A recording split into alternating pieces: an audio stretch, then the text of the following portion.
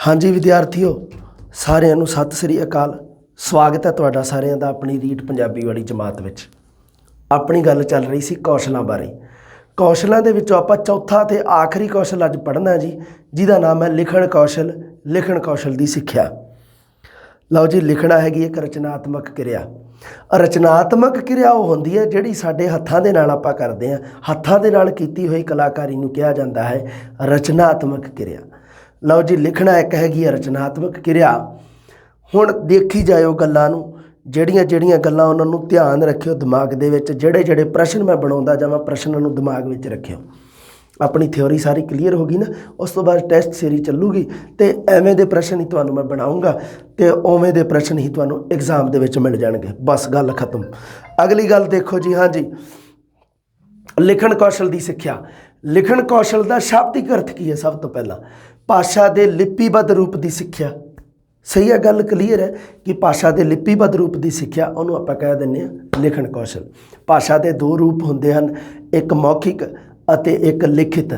लिखित दे विच पढ़ना अते लिखना दोनों आ जाते हैं। मौखिक दे विच सुनना अते बोलना।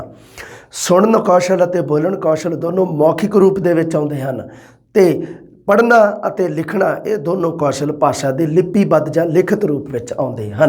ध्यान रखियो बेटा जी, वारी वारी गल बहुत बारी रिपीट हो गई है। लिखना एक रचनात्मक क्रिया है। लिखना एक कला है जिस विच अखां अते हथ इकट्ठे काम करते हैं। लिखण दे विच किहड़ियां किहड़ियां दो साडे जिहड़े हैगे आ जिहड़े आपां ਜਿਹੜੇ ਸਾਡੇ ਸਰੀਰ ਦੇ ਅੰਗ ਕਿਹੜੇ ਕਿਹੜੇ ਦੋ ਕੰਮ ਕਰਦੇ ਆ? ਅੱਖਾਂ ਅਤੇ ਹੱਥ। ਹਾਂਜੀ, ਆਪਣੀ ਗੱਲ ਜਦੋਂ ਵੀ ਚੱਲੂਗੀ ਲਿਖਣ ਕੌਸ਼ਲ ਦੀ, ਮਾਰੀਆ ਮਾਂਟੇਸਰੀ ਦੀ ਗੱਲ ਆਪਣੇ ਸਾਹਮਣੇ ਜ਼ਰੂਰ ਆਊਗੀ। ਕਿਉਂਕਿ ਮਾਰੀਆ ਮਾਂਟੇਸਰੀ ਨੇ ਬੱਚੇ ਨੂੰ ਪੜ੍ਹਨਾ ਸਿਖਾਉਣ ਤੋਂ ਪਹਿਲਾਂ ਕਹਿੰਦੀ ਲਿਖਣ ਦਾ ਅਭਿਆਸ ਕਰਾਉਣਾ ਚਾਹੀਦਾ ਹੈ, ਕਿਉਂਕਿ ਲਿਖਣਾ ਇੱਕ ਰਚਨਾਤਮਕ ਕਿਰਿਆ ਹੈ। ਬੱਚਾ ਰਚਨਾਤਮਕ ਕਿਰਿਆ ਦੇ ਵਿੱਚ ਜ਼ਿਆਦਾ ਰੁਚੀ ਲੈਂਦਾ ਹੈ। ਇਸ ਕਰਕੇ ਬਾਕੀ ਦੂਸਰਾ ਕਾਰਨ ਲਿਖਣਾ ਹੈ ਜਿਹੜਾ ਉਹ ਪੜ੍ਹਨ ਨਾਲੋਂ ਜ਼ਿਆਦਾ ਸੌਖਾ ਹੈ, ਵਧੇਰੇ ਸੌਖਾ ਹੈ। ਇਸ ਕਰਕੇ ਮਾਂਟੇਸਰੀ ਕਹਿੰਦੀ ਜੀ ਬੱਚੇ ਨੂੰ ਪੜ੍ਹਨਾ ਸਿਖਾਉਣ ਤੋਂ ਪਹਿਲਾਂ ਲਿਖਣਾ ਸਿਖਾਇਆ ਜਾਵੇ। ਮੈਡਮ ਮਾਰੀਆ ਮਾਂਟੇਸਰੀ। देखो जी, हुण गल की है, असल विच लिखना ते पढ़ना दोनों क्रियावां नाल नाल चलदियां हन अते दोनों एक दूसरे दियां पूरक हन। देखो जी, हुण एवें आ जे प्रश्न भी लिखण दी पूरक क्रिया किहड़ी है, तां लिखण दी पूरक क्रिया हैगी है जी पढ़ना। दूसरी गल, दूसरा प्रश्न दी शब्दावली नूं पलटाओ। पढ़न दी पूरक क्रिया किहड़ी है जी? लिखना। क्योंकि लिखना ते पढ़ना दोनों एक दूजी दी पूरक हन। एवें समझ लो भी इक्को सिक्के दे दो पहलू, दो पासे हैं। लिखण कौशल का की महत्व है जी? लिखण कौशल भाषा सिक्ख्या का सब तो उपरला हिस्सा है। सब तो उपरला कौशल है। किहड़ा है जी?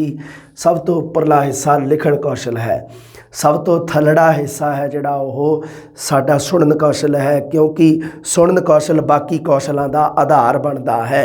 मंजिल किन्नी भी ऊंचाई तक हो जाए, किन्ने भी मतलब story, double storey, 3 story building हो जाए, बेस है जिहड़ा बेस के उपर टिकी हुंदी है। बेस किहड़ा साडा आधार किहड़ा वो हैगा सुनन कौशल। आधार थल्ले हुंदा बेटा जी, उपर नहीं हुंदा। रखियो याद गल नूं।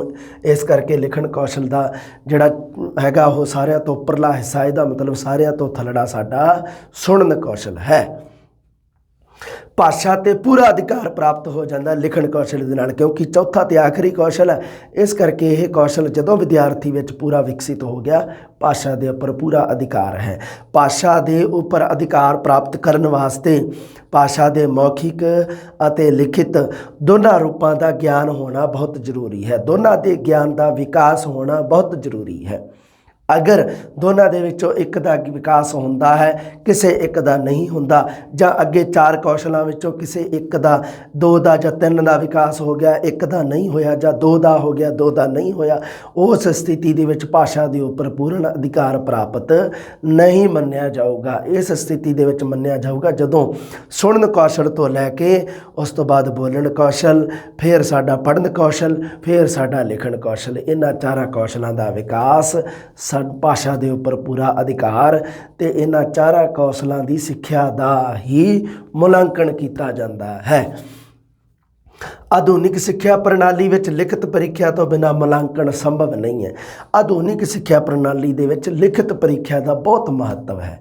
ਆਪਾਂ ਗੱਲ ਕਰਾਂਗੇ ਜਦੋਂ ਆਪਾਂ ਨਿਬੰਧਾਤਮਕ ਪ੍ਰਸ਼ਨ ਤੇ ਲਘੂ ਉੱਤਰ ਪ੍ਰਸ਼ਨ ਤੇ ਸਾਡੇ ਵਸਤੂਨਿਸ਼ਟ ਪ੍ਰਸ਼ਨ ਉਹਨਾਂ ਦੇ ਬਾਰੇ ਜਦੋਂ ਚਰਚਾ ਕਰਾਂਗੇ ਤੇ ਉਦੋਂ ਤੁਸੀਂ ਦੇਖ ਲਿਓ ਵੀ ਲਿਖਣ ਕੌਸ਼ਲ ਦੇ ਵਿੱਚ ਇਹ ਜਿਹੜਾ ਅੱਜ ਕੱਲ੍ਹ ਤਾਂ ਵੀ ਦੇਖੋ ਦੋ ਤਰੀਕੇ ਨਾਲ ਮੁਲਾਂਕਣ ਹੋ ਸਕਦਾ, ਜਾਂ ਤਾਂ ਮੌਖਿਕ ਦੇ ਵਿੱਚ ਤੇ ਜਾਂ ਲਿਖਿਤ ਦੇ ਵਿੱਚ। ਤੁਸੀਂ ਦੇਖ ਲਓ ਭਾਸ਼ਾ ਦਾ ਜਿਹੜਾ ਬਹੁਤ ਸਾਰਾ ਹਿੱਸਾ ਹੈ ਜਿਹੜਾ ਸਕੂਲਾਂ ਦੇ ਵਿੱਚ ਪੜ੍ਹਾਈ ਕਰਾਈ ਜਾਂਦੀ ਹੈ, ਉਹਦੇ ਵਿੱਚ ਪ੍ਰੀਖਿਆ ਹੈ ਜਿਹੜੀ ਉਹ ਲਿਖਣ ਕੌਸ਼ਲ 'ਤੇ ਆਧਾਰਿਤ ਹੈ। ਮੌਖਿਕ ਤਾਂ ਕਿਤੇ ਕਿਤੇ ਮੌਖਿਕ ਵਾਇਵਾ ਲੈ ਲੈਂਦੇ, ਨਹੀਂ ਤਾਂ ਨਹੀਂ ਲੈਂਦੇ। ਸਾਹਿਤਕ ਰਚਨਾ ਦਾ ਆਧਾਰ ਕਿਹੜਾ ਕੌਸ਼ਲ ਬਣਦਾ ਹੈ ਜੀ? ਲਿਖਣ ਕੌਸ਼ਲ। ਸਾਹਿਤ ਰਚਨਾ ਕਰਨੀ ਹੈ ਉਹਦੇ ਵਾਸਤੇ ਲਿਖਣ ਕੌਸ਼ਲ ਜ਼ਰੂਰੀ ਹੈ। ਅੱਗੇ ਵਿਚਾਰਾਂ ਤੇ ਭਾਵਾਂ ਨੂੰ ਸੁਰੱਖਿਅਤ ਰੱਖਣ ਲਈ ਲਿਖਤ ਭਾਸ਼ਾ ਦੀ ਲੋੜ ਹੁੰਦੀ ਹੈ। ਲਿਖ ਕੇ ਤੁਸੀਂ ਕੋਈ ਗੱਲ ਰੱਖ ਦਿਓ ਤੇ ਬਸ ਉਹ ਗੱਲ ਕਿਤੇ ਨਾ ਕਿਤੇ ਜ਼ਰੂਰ ਕਿਸੇ ਦੇ ਹੱਥ ਲੱਗ ਜੂਗੀ, ਜ਼ਰੂਰ ਅੱਗੇ ਪਹੁੰਚ ਜੂਗੀ। ਹਾਂ, ਤੁਹਾਡੇ ਵੱਲੋਂ ਬੋਲੀ ਹੋਈ ਗੱਲ ਹੋ ਸਕਦਾ 2 ਬੰਦਿਆਂ ਨੂੰ ਸੁਣੇ, 4 ਬੰਦਿਆਂ ਨੂੰ ਸੁਣੇ, ਮੌਖਿਕ ਰੂਪ ਵਿੱਚ ਆਖੀ ਹੋਈ ਗੱਲ, ਪਰ ਲਿਖਿਤ ਰੂਪ ਵਿੱਚ ਦੇ ਗੱਲ ਹੈ ਜਿਹੜੀ ਉਹ ਕਿੱਥੇ ਜਾ ਸਕਦੀ ਹੈ ਤੁਸੀਂ ਸੋਚ ਨਹੀਂ ਸਕਦੇ। ਕਿਤਾਬਾਂ ਦੇ ਵਿੱਚ ਲਿਖਿਆ ਹੋਇਆ ਮੈਟਰ ਲੋਕੀ ਇੱਕ ਕਿੱਥੇ ਲਿਖਣ ਵਾਲਾ ਪਤਾ ਨਹੀਂ ਕਿੱਥੇ ਬੈਠਾ ਹੁੰਦਾ, ਲੋਕੀ ਪਤਾ ਨਹੀਂ ਕਿੱਥੇ ਬੈਠੇ ਪੜ੍ਹੀ ਜਾਂਦੇ ਹੁੰਦੇ ਆ। ਭਾਸ਼ਾ ਵਿਚਾਰਾਂ ਤੇ ਭਾਵਾਂ ਨੂੰ ਸੁਰੱਖਿਅਤ ਰੱਖਣ ਵਾਸਤੇ ਮਨੁੱਖ ਦੀ ਯਾਦ ਸ਼ਕਤੀ ਸੀਮਿਤ ਹੈ ਜੀ। ਬਿਲਕੁਲ ਸਹੀ ਗੱਲ ਹੈ, ਜਾਇਜ਼ ਗੱਲ ਹੈ। ਇਹ ਕਿੰਨਾ ਕੁ ਯਾਦ ਰੱਖ ਲਾਂਗੇ ਆਪਾਂ? ਆਪਣੀ ਯਾਦਾਸ਼ਤ ਦੀ ਸ਼ਕਤੀ ਸੀਮਿਤ ਹੈ। ਗੱਲਾਂ ਯਾਦ ਰੱਖਣ ਲਈ ਲਿਖਤ ਭਾਸ਼ਾ ਦੀ ਵਰਤੋਂ ਹੁੰਦੀ ਹੈ। ਬਹੁਤ ਸਾਰੀਆਂ ਗੱਲਾਂ ਜਿਹੜੀਆਂ ਦੇਖੋ ਮੇਰੇ ਤੇ ਆਪਦੇ ਨਹੀਂ ਚੇਤੇ ਰਹਿੰਦੀਆਂ, ਤਾਂ ਮੇਰਾ ਫਿਰ ਤਰੀਕਾ ਮੈਂ ਤੁਹਾਨੂੰ ਦੇਖ ਹੀ ਲਓ। ਤੁਸੀਂ ਲਿਖਣ ਕੌਸ਼ਲ ਦਾ ਮੈਨੂੰ ਜ਼ਿਆਦਾ ਮਤਲਬ ਹੁੰਦਾ ਨੋਟਸ ਵਗੈਰਾ ਬਣਾ ਕੇ ਉਹਨਾਂ 'ਤੇ ਪੜ੍ਹਾ ਦੇਣਾ। ਇਹ ਕਾਰਨ ਕੀ ਹੈ? ਕਿਉਂਕਿ ਹਰ ਇੱਕ ਚੀਜ਼ ਥੋੜ੍ਹਾ ਯਾਦ ਰੱਖ ਸਕਦੇ ਹਾਂ ਆਪਾਂ, ਕਿਹੜਾ ਰੱਬ ਆ, ਪਰ ਕਨਸੈਪਟ ਸਾਰੇ ਕਲੀਅਰ ਕਰਨੇ ਜ਼ਰੂਰੀ ਹੁੰਦੇ ਆ। ਇਸ ਕਰਕੇ ਲਿਖਣ ਕੌਸ਼ਲ ਦਾ ਮਹੱਤਵ ਹੋਰ ਵੱਧ ਜਾਂਦਾ ਹੈ। ਲਿਖਣ ਭਾਸ਼ਾ ਨੂੰ ਸਥਾਈ ਰੂਪ ਪ੍ਰਦਾਨ ਕਰਦਾ ਹੈ। ਰੱਖਿਓ ਗੱਲ, ਇੱਕ ਗੱਲ ਦਾ ਧਿਆਨ ਰੱਖਿਓ, ਇੱਥੇ ਬਹੁਤ ਵੱਡੀ ਗੱਲ, ਇੰਪੋਰਟੈਂਟ ਗੱਲ ਤੁਹਾਨੂੰ ਦੱਸਦਾ ਮੈਂ। ਭਾਸ਼ਾ ਦਾ ਮੌਖਿਕ ਰੂਪ ਹੈ ਜਿਹੜਾ ਉਹ ਅਸਥਾਈ ਰੂਪ ਹੈ। ਭਾਸ਼ਾ ਦਾ ਲਿਖਿਤ ਰੂਪ ਸਥਾਈ ਰੂਪ ਹੈ। ਅਸਥਾਈ ਨੂੰ ਸਥਾਈ ਦੇ ਵਿੱਚ ਬਦਲਣਾ ਹੈ। ਪੜ੍ਹੇ ਮਤਲਬ ਕੀ ਹੈ ਵੀ ਬੋਲੇ ਹੋਏ ਨੂੰ ਲਿਖਣਾ, ਜਾਂ ਦੂਸਰੇ ਸ਼ਬਦਾਂ ਦੇ ਵਿੱਚ ਲਿਖਣ ਕੌਸ਼ਲ ਹੈ ਜਿਹੜਾ ਉਹ ਭਾਸ਼ਾ ਨੂੰ ਸਥਾਈ ਰੂਪ ਪ੍ਰਦਾਨ ਕਰਦਾ। ਇਹਦਾ ਮਤਲਬ ਕੀ ਹੈ ਕਿ ਭਾਸ਼ਾ ਦਾ ਜਿਹੜਾ ਲਿਪੀਬੱਧ ਰੂਪ ਹੈ ਉਹ ਸਥਾਈ ਰੂਪ ਹੈ, ਪਰ ਭਾਸ਼ਾ ਦਾ ਜਿਹੜਾ ਮੌਖਿਕ ਰੂਪ ਹੈ ਉਹ ਅਸਥਾਈ ਰੂਪ ਹੈ। ਭਾਸ਼ਾ ਦੇ 2 ਰੂਪ ਹਨ, ਮੌਖਿਕ ਅਤੇ ਲਿਖਿਤ। ਮੌਖਿਕ ਅਸਥਾਈ ਹੈ ਅਤੇ ਲਿਖਿਤ ਸਥਾਈ ਹੈ, ਹਮੇਸ਼ਾ ਟਿਕਿਆ ਰਹਿਣ ਵਾਲਾ। ਲਿਖਣ ਕਲਾ ਵਿੱਚ ਕੀ ਹੁੰਦਾ? ਉਂਗਲੀਆਂ ਤੇ ਮਾਸਪੇਸ਼ੀਆਂ ਮਜ਼ਬੂਤ ਬਣਦੀਆਂ ਹਨ। ਕਹਿਣ ਦਾ ਮਤਲਬ ਹੈ ਕਿ ਸਾਡੇ ਜਿਹੜੇ ਹੱਥਾਂ ਦੇ ਅੱਗੇ ਆ ਪੱਠੇ ਆ ਜਿਹੜੇ ਇਹ ਮਜ਼ਬੂਤ ਬਣਦੇ ਆ, ਇਸ ਕਰਕੇ ਇਹਨਾਂ ਨੂੰ ਕਿਹਾ ਜਾਂਦਾ ਵੀ ਮਾਸਪੇਸ਼ੀਆਂ ਮਜ਼ਬੂਤ ਬਣਦੀਆਂ ਹਨ। ਹੱਥਾਂ ਤੇ ਦਿਮਾਗ ਦੀ ਕਸਰਤ ਨਾਲੋਂ ਨਾਲ ਹੁੰਦੀ ਹੈ। ਦਿਮਾਗ ਜੋ ਸੋਚਦਾ ਹੈ ਹੱਥ ਉਹ ਲਿਖਦੇ ਹਨ। ਦੂਸਰੀ ਗੱਲ, ਅੱਗੇ ਲਿਖਣਾ ਸਿਖਾਉਣ ਦੀਆਂ ਅਵਸਥਾਵਾਂ ਦੇਖ ਲਓ ਬੇਟਾ ਜੀ। ਪ੍ਰਸ਼ਨ ਆਇਆ ਸੀ ਪਿਛਲੀ ਵਾਰੀ, ਅੱਜ ਜਿਹੜੀ ਕੈਂਸਲ ਹੋਈ ਆ ਰੀਟ ਉਹਦੇ 'ਚ ਆਇਆ ਸੀ, ਅੱਗੇ ਵੀ ਪ੍ਰਸ਼ਨ ਆਉਂਦਾ ਰਹੂਗਾ। ਦੇਖ ਲਓ, ਧਿਆਨ ਨਾਲ ਰੱਖਿਓ ਇਸ ਗੱਲ ਨੂੰ ਚੇਤੇ। ਹੁਣ ਅਵਸਥਾਵਾਂ, ਲਿਖਣ ਕੌਸ਼ਲ ਦੀਆਂ ਅਵਸਥਾਵਾਂ। ਲਿਖਣ ਕੌਸ਼ਲ ਦੇ ਵਿਕਾਸ ਲਈ ਦਿਮਾਗ ਅਤੇ ਪੱਠਿਆਂ ਮਤਲਬ ਮਾਸਪੇਸ਼ੀਆਂ, ਪੱਠੇ ਹੋ ਸਕਦਾ ਤੁਹਾਡੇ ਵਿੱਚੋਂ ਬਹੁਤ ਸਾਰੇ ਵਿਦਿਆਰਥੀ ਆਥੈਂਟਿਕ ਬੁੱਕਸ ਪੜ੍ਹ ਰਹੇ ਹੋਣ, ਉੱਥੇ ਸ਼ਬਦ ਆ ਜੇ ਪੱਠੇ ਤੇ ਤੁਸੀਂ ਸੋਚੋ ਵੀ ਕਿਤੇ ਪਸ਼ੂਆਂ ਨੂੰ ਪਾਉਣ ਵਾਲੇ ਪੱਠੇ, ਨਾ ਜੀ। ਪੱਠਿਆਂ ਦਾ ਮਤਲਬ ਮਾਸਪੇਸ਼ੀਆਂ, ਅੱਗੇ ਪੋਟੇ ਜਿਹੜੇ ਆਹ ਉਂਗਲਾਂ। ਵਿਚਕਾਰ ਸਹਿਯੋਗ ਪੈਦਾ ਕੀਤਾ। ਲਿਖਣ ਕੌਸ਼ਲ ਦੇ ਵਿੱਚ ਕੀ ਹੁੰਦਾ ਹੈ? ਜੋ ਦਿਮਾਗ ਸੋਚੇ ਸਾਡਾ ਉਸੇ ਨੂੰ ਲਿਖਿਆ ਜਾਵੇ, ਹੈ ਨਾ।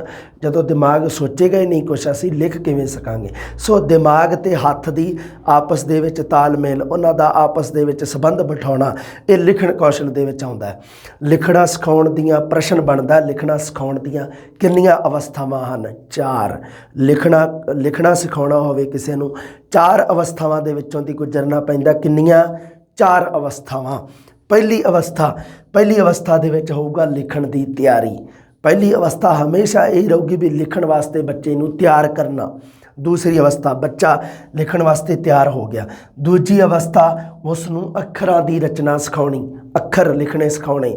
ਤੀਸਰੀ ਅਵਸਥਾ, ਸ਼ਬਦ ਰਚਨਾ ਤੇ ਵਾਕ ਰਚਨਾ। ਧਿਆਨ ਰੱਖਿਓ ਬੇਟਾ ਜੀ, ਦੂਜੀ ਅਵਸਥਾ ਦੇ ਵਿੱਚ ਕੇਵਲ ਅੱਖਰਾਂ ਦੀ ਰਚਨਾ ਦਿੱਤੀ ਜਾਊਗੀ। ਤੀਜੀ ਅਵਸਥਾ ਦੇ ਵਿੱਚ ਸ਼ਬਦ ਤੇ ਵਾਕ ਦੋਨਾਂ ਦੀ ਰਚਨਾ ਕਰਨੀ ਸਿਖਾਉਣੀ ਹੈ। ਤੀਜੀ ਅਵਸਥਾ ਦੇ ਵਿੱਚ ਸ਼ਬਦ ਤੇ ਵਾਕ ਦੋਨਾਂ ਦੀ ਰਚਨਾ। ਚੌਥੀ ਅਵਸਥਾ ਦੇ ਵਿੱਚ ਅਭਿਆਸ ਅਤੇ ਆਦਰਸ਼ ਲਿਖਤ।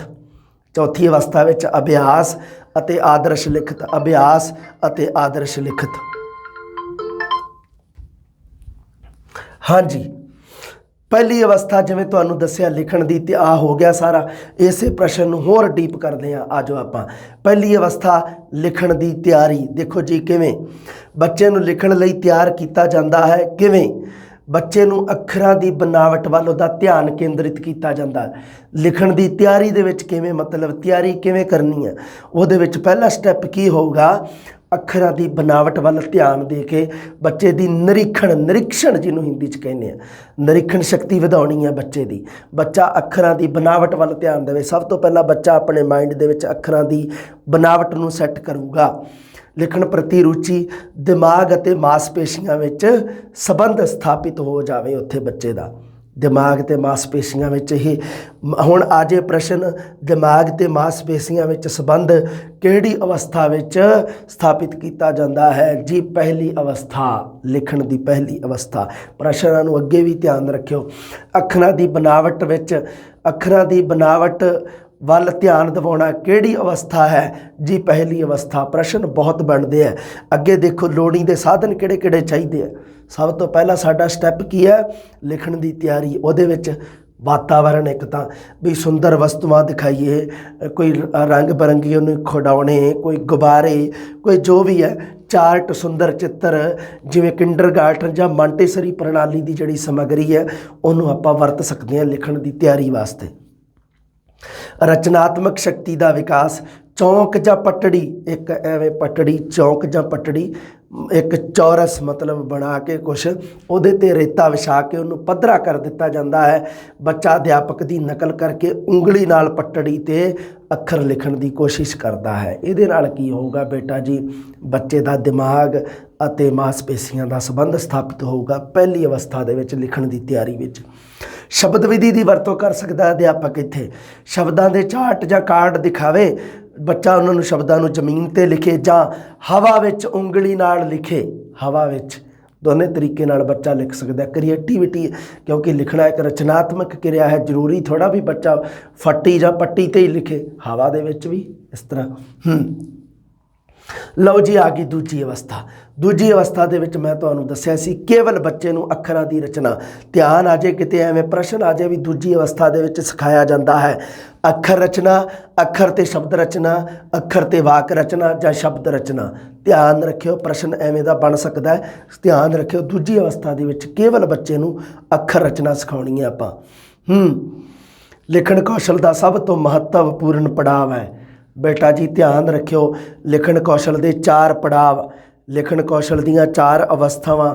ਚਾਰਾਂ ਦੇ ਵਿੱਚੋਂ ਸਭ ਤੋਂ ਇੰਪੋਰਟੈਂਟ ਦੂਜੇ ਨੰਬਰ ਦੀ ਅਵਸਥਾ, ਦੂਜੇ ਨੰਬਰ ਦੀ ਅਵਸਥਾ ਅੱਖਰ ਰਚਨਾ ਵਾਲੀ ਦੂਜੀ ਅਵਸਥਾ ਸਭ ਤੋਂ ਮਹੱਤਵਪੂਰਨ ਹੈ। ਧਿਆਨ ਰੱਖਿਓ, ਇਸ ਵਿੱਚ ਬੱਚੇ ਦੇ ਦਿਮਾਗ ਵਿੱਚ ਲਿਖਣ ਕੌਸ਼ਲ ਦੀ ਨੀਂਹ ਪੈਂਦੀ ਹੈ। ਇੱਕ ਪ੍ਰਸ਼ਨ ਹੋਰ ਵੀ ਲਿਖਣ ਕੌਸ਼ਲ ਦੀ ਨੀਂਹ ਬੱਚੇ ਦੇ ਦਿਮਾਗ ਵਿੱਚ ਕਿਹੜੀ ਅਵਸਥਾ ਵਿੱਚ ਰੱਖੀ ਜਾਂਦੀ ਹੈ ਜੀ? ਦੂਜੀ ਅਵਸਥਾ ਵਿੱਚ, ਅੱਖਰ ਰਚਨਾ ਵਾਲੀ 'ਚ।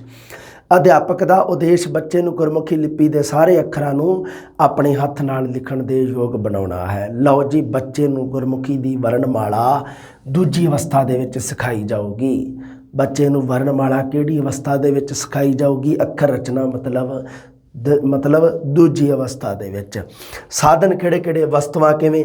ਲਿਖਣਾ ਸਿਖਾਉਣ ਲਈ ਕਲਮ, ਸਿਆਹੀ, ਤਖਤੀ ਦੀ ਵਰਤੋਂ ਕਰ ਸਕਦਾ ਹੈ ਦੂਜੀ ਅਵਸਥਾ ਦੇ ਵਿੱਚ। ਪਹਿਲੀ ਅਵਸਥਾ ਦੇ ਵਿੱਚ ਤਾਂ ਉਹ ਕੋਈ ਪਟੜੀ ਜਾਂ ਚੌਂਕ ਬਣਾ ਕੇ ਵਰਤੋਂ ਕਰੇਗਾ, ਮਿੱਟੀ ਵਿਛਾ ਕੇ ਉਹਦੇ 'ਤੇ ਬੱਚਾ ਉਂਗਲ ਨਾਲ ਲਿਖੇਗਾ ਜਾਂ ਹਵਾ ਵਿੱਚ।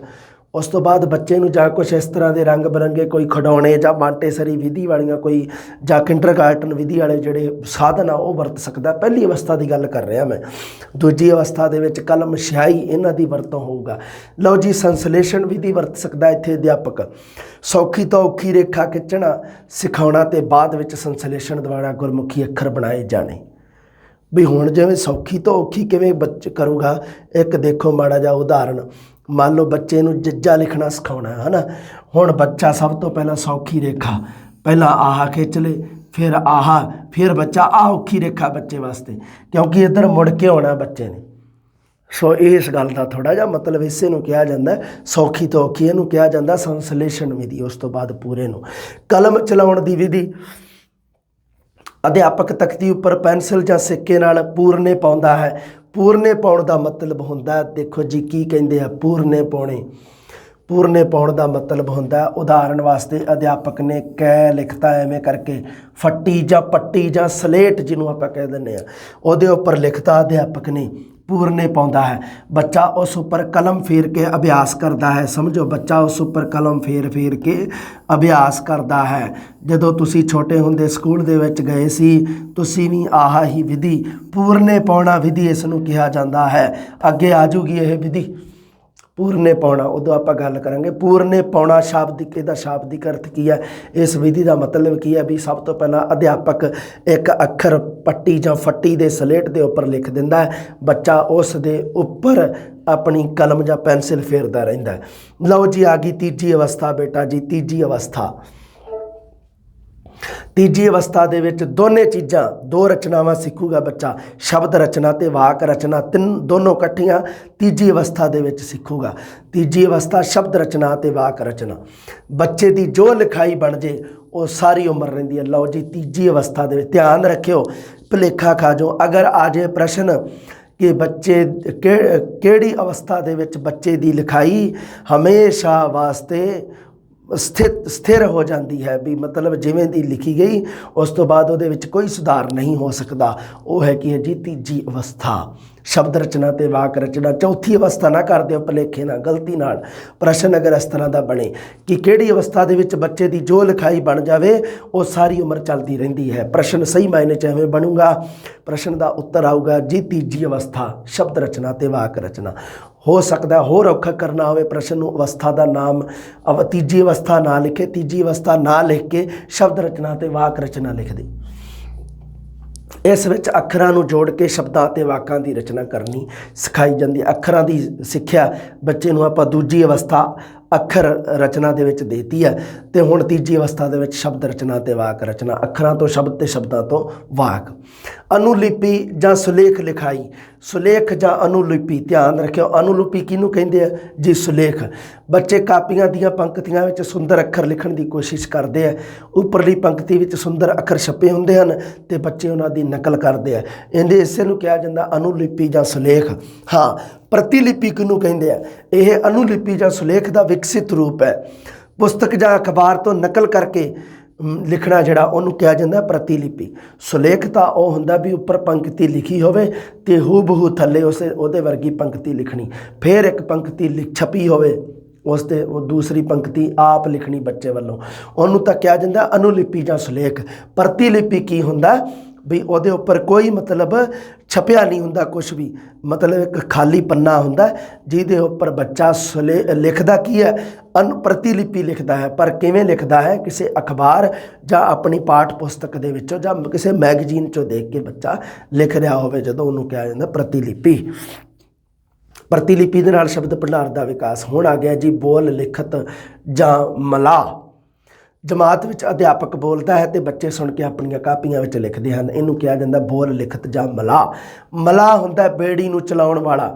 ਤੁਸੀਂ ਐਵੇਂ ਸਮਝੋ ਵੀ ਪੂਰੀ ਜਮਾਤ ਇੱਕ ਬੇੜੀ ਹੈ, ਉਹਦੇ ਵਿੱਚ ਬੱਚੇ ਬੈਠੇ ਹਨ, ਅਧਿਆਪਕ ਮਲਾਹ ਹੈ। ਅਧਿਆਪਕ ਮਲਾਹ ਕੌਣ ਹੈ, ਅਧਿਆਪਕ ਹੈ। ਅਧਿਆਪਕ ਬੋਲ ਰਿਹਾ ਹੈ, ਮਤਲਬ ਮਲਾਹ ਦਾ ਕੰਮ ਕੌਣ ਬੇੜੀ ਨੂੰ ਚਲਾਉਂਦਾ ਕੌਣ ਹੈ, ਉਹ ਹੈਗਾ ਜੀ ਮਲਾਹ। ਤੇ ਜਮਾਤ ਦੇ ਵਿੱਚ ਕੌਣ ਵਰਕ ਕਰ ਰਿਹਾ, ਕੌਣ ਚਲਾ ਰਿਹਾ ਜਮਾਤ ਨੂੰ ਜੀ, ਅਧਿਆਪਕ। ਅਧਿਆਪਕ ਬੋਲ ਰਿਹਾ, ਬੱਚੇ ਆਪਣੀਆਂ ਕਾਪੀਆਂ ਵਿੱਚ ਲਿਖ ਰਹੇ, ਉਹਨੂੰ ਕਿਹਾ ਜਾਂਦਾ ਹੈ ਬੋਲ ਲਿਖਤ ਜਾਂ ਮਲਾਹ। ਬੋਲੇ ਹੋਏ ਨੂੰ ਲਿਖਣਾ, ਬੋਲੂਗਾ ਕੌਣ ਅਧਿਆਪਕ, ਲਿਖੂਗਾ ਕੌਣ ਬੱਚਾ, ਉਸ ਨੂੰ ਦੂਸਰਾ ਨਾਮ ਲਿਖਿਆ ਜਾਂਦਾ ਮਲਾਹ। ਲਓ ਜੀ, ਬੱਚੇ ਨੂੰ ਸ਼ਬਦ ਤੇ ਵਾਕ ਰਚਨਾ ਆਪਾਂ ਤੀਜੀ ਅਵਸਥਾ ਦੇ ਵਿੱਚ ਸਿਖਾਤੀ। ਹੁਣ ਆ ਜਾਓ ਚੌਥੀ ਅਵਸਥਾ, ਲਿਖਣ ਦਾ ਅਭਿਆਸ ਅਤੇ ਆਦਰਸ਼ ਲਿਖਤ।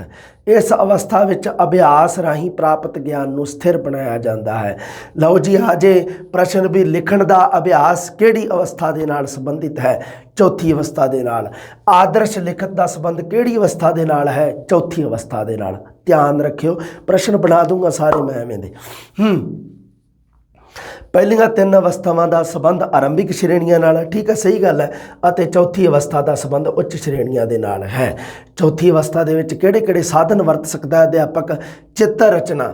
ਜਿਵੇਂ ਤਸਵੀਰਾਂ ਕੱਟ ਕੇ ਕਾਪੀ ਵਿੱਚ ਚਿਪਕਾਉਂਦੇ ਹਨ ਤੇ ਸਧਾਰਨ ਵਾਕਾਂ ਵਿੱਚ ਵਸਤੂ ਦਾ ਨਾਮ ਜਾਂ ਉਹਦੀ ਵਿਸ਼ੇਸ਼ਤਾ ਲਿਖਣੀ, ਇਹਨੂੰ ਚਿੱਤਰ ਰਚਨਾ ਕਿਹਾ ਜਾਂਦਾ। ਘਟਨਾਵਾਂ ਦਾ ਵਰਣਨ, ਕੋਈ ਅੱਖੀਂ ਡਿੱਠਾ, ਅੱਖੀਂ ਦੇਖਿਆ ਕੋਈ ਦ੍ਰਿਸ਼, ਉਹਨੂੰ ਘਟਨਾ ਰੂਪ ਵਿੱਚ ਲਿਖਣਾ, ਘਟਨਾਵਾਂ ਦਾ ਵਰਣਨ। ਕੋਈ ਚਿੱਠੀ ਪੱਤਰ ਲਿਖਣਾ, ਤੀਜੀ ਚੌਥੀ ਸ਼੍ਰੇਣੀ ਤੋਂ ਚਿੱਠੀ ਪੱਤਰ ਲਿਖਣ ਦਾ ਅਭਿਆਸ ਕਰਾਇਆ ਜਾਣਾ ਚਾਹੀਦਾ। ਛੁੱਟੀ ਲਈ ਪ੍ਰਾਰਥਨਾ ਪੱਤਰ ਜਿਵੇਂ ਲਿਖਣਾ, ਚਿੱਠੀ ਪੱਤਰ। ਲੇਖ ਰਚਨਾ, ਪ੍ਰਾਇਮਰੀ ਪੱਧਰ ਤੇ ਪੰਛੀਆਂ, ਜਾਨਵਰਾਂ, ਵਸਤੂਆਂ ਬਾਰੇ ਲੇਖ। ਸਭ ਤੋਂ ਪਹਿਲਾ ਲੇਖ ਆਪਣਾ ਹੁੰਦਾ ਗਊ ਮਾਤਾ ਤੇ, ਇਹ ਜਿਹੜਾ ਪ੍ਰਾਰੰਭਿਕ ਸ਼੍ਰੇਣੀਆਂ ਦੇ ਨਾਲ ਸੰਬੰਧੀ ਲੇਖ ਰਚਨਾ, ਇਹਦੇ ਨਾਲ ਲਿਖਣ ਦਾ ਅਭਿਆਸ ਹੁੰਦਾ ਹੈ। ਖਾਲੀ ਥਾਵਾਂ ਭਰਨੀਆਂ, ਅਧਿਆਪਕ ਬੋਰਡ ਦੇ ਉੱਪਰ ਵਾਕ ਲਿਖ ਦੇਵੇ ਤੇ ਕੋਈ ਇੱਕ ਖਾਲੀ ਜਗ੍ਹਾ ਛੱਡ ਦੇਵੇ, ਇਹਦੇ ਵਿੱਚ ਕਿਹੜਾ ਸ਼ਬਦ ਆਊਗਾ ਉਸ ਨੂੰ ਖਾਲੀ ਥਾਂ ਭਰਨ ਲਈ ਆਖੇ। ਸੰਖੇਪ ਰਚਨਾ, 5ਵੀਂ ਸ਼੍ਰੇਣੀ ਤੋਂ ਸ਼ੁਰੂ ਕਰ ਦਿੱਤਾ ਜਾਵੇ ਇਹ ਅਭਿਆਸ। ਮੰਨ ਲਓ ਤੁਸੀਂ ਕੋਈ ਕਹਾਣੀ ਸੁਣਾਈ ਜਾਂ ਕਿਤਾਬ ਦੇ ਵਿੱਚ ਕੋਈ ਕਹਾਣੀ ਹੈ ਤੇ ਉਹਨੂੰ ਕਹੋ ਵੀ ਬੱਚੇ ਨੂੰ ਵੀ ਸੰਖੇਪ ਰੂਪ ਦੇ ਵਿੱਚ ਲਿਖੋ। ਜਿਵੇਂ ਵੱਡੀਆਂ ਜਮਾਤਾਂ ਦੇ ਵਿੱਚ ਲਿਖਿਆ ਹੁੰਦਾ ਜੀ ਇਸ ਕਹਾਣੀ ਦਾ ਸਾਰ ਆਪਣੇ ਸ਼ਬਦਾਂ ਵਿੱਚ ਲਿਖੋ, ਬਸ ਛੋਟੀਆਂ ਜਮਾਤਾਂ ਦੇ ਵਿੱਚ ਸੰਖੇਪ ਰੂਪ, ਸੰਖਿਪਤ ਰੂਪ ਵਿੱਚ। ਲਓ ਜੀ, ਲਿਖਣ ਕੌਸ਼ਲ ਦੀਆਂ ਵਿਧੀਆਂ ਦੀ ਆਪਾਂ ਗੱਲ ਕਰਦੇ ਹਾਂ ਹੁਣ। ਲਿਖਣ ਕੌਸ਼ਲ ਦੀਆਂ ਸਾਡੀਆਂ ਵਿਧੀਆਂ ਚੱਲ ਪਈਆਂ ਅੱਗੇ। ਲਿਖਣ ਕੌਸ਼ਲ ਦੀਆਂ ਵਿਧੀਆਂ, ਲਿਖਣ ਕੌਸ਼ਲ ਦੀਆਂ ਵਿਧੀਆਂ ਤੋਂ ਬਾਅਦ ਅੱਛਾ ਹਾਂ ਠੀਕ ਹੈ, ਲਿਖਣ ਕੌਸ਼ਲ ਦੀਆਂ ਵਿਧੀਆਂ ਆਪਾਂ ਅਗਲੀ ਜਮਾਤ ਦੇ ਵਿੱਚ ਕਰਾਂਗੇ ਕਿਉਂਕਿ ਇਹ ਬਹੁਤ ਜ਼ਰੂਰੀ ਹੈ। ਜਲਦੀ ਮਿਲਦੇ ਹਾਂ ਜੀ ਲਿਖਣ ਕੌਸ਼ਲ ਦੀ ਅਗਲੀਆਂ ਵਿਧੀਆਂ ਲੈ ਕੇ। ਸਤਿ ਸ੍ਰੀ ਅਕਾਲ।